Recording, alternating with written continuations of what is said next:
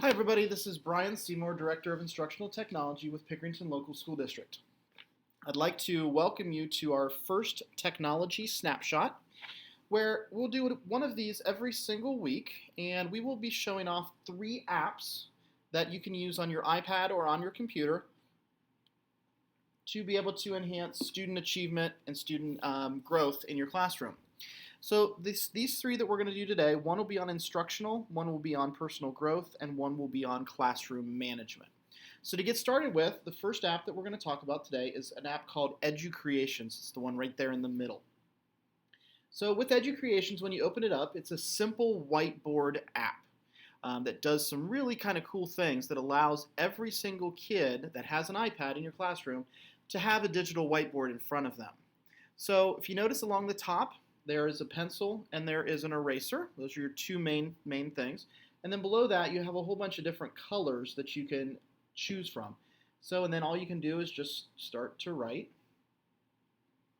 and it just shows up right there. All right. So you could have your kids do math problems. You could have them do science problems on here. You could have them write simple answers to questions if you're looking for formative assessments. If you want them to clear out the whiteboard, you just go up here, you can go clear page. You can also add some pieces and parts to this as well. So if you look over here on the side, there is a plus sign. If you click on that plus sign, you can start to get some different things. You can get a letter to make bigger letters. You can get the middle one is there. The mountain looking one is pictures. And then the camera one is obviously you can access the actual camera. So if you want the kids to take a picture and be able to annotate over an actual picture, you could do that. But let's say we wanted to here, and I saved a picture of the United States. Okay? And what I can do now is I can actually move this around. I can pinch it to make it bigger or smaller. And we can go back up here and we can clear out all that ink. And then let's say back in when I was teaching earth science. So let's say I asked the kids to come in and say, please draw a line where the major earthquake fault zones are at. Okay? So we could actually draw a line that kind of went up this way. We could go down here to Alaska, draw the big one down there in Alaska. And then let's say I said, now I'll go in with the red tool and be able to put dots in where there are major volcanoes at.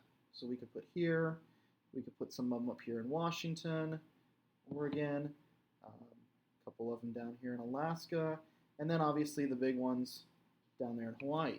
But you could use this for anything that you'd want to do, and you could be able to show that every single kid is getting the same experience by this. There are also apps that we'll talk about later on in some professional developments actually in your school about how you can actually go about projecting these or projecting multiple ones at the same time. So if we clear this out, there's one last little piece that I want to show you, and that is this guy right there. So there is a red circle with a microphone in it. You can actually record these and keep them and put them onto YouTube. So if you're doing a flipped classroom, you could actually be able to use those to record your different lessons.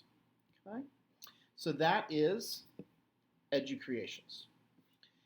The next app I want to show you is for professional growth. So we know that there are a lot of articles out there, and we'd all like to be able to read some of these different articles, but finding them is hard, and trying to figure out which one's good, which ones fit what I want, where do I go, how many websites do I have to go to.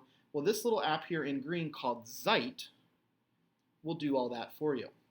So what Zite is just basically it's a collection tool for different magazine and website articles. And what you do is you go in and you set up exactly what it is that you want. So the first time when you load Zite, it'll ask you to start typing in some keywords. So when I did it, I typed in education, Apple News, science, gadgets, sports, politics, astronomy, photography, and technology. And as you go through, you can add more and more and more of these. And what it's going to do is it's only going to pull the articles that have those items actually tagged into the article. So as we go through here, you'll see that all of mine have to do with something along those pieces and parts.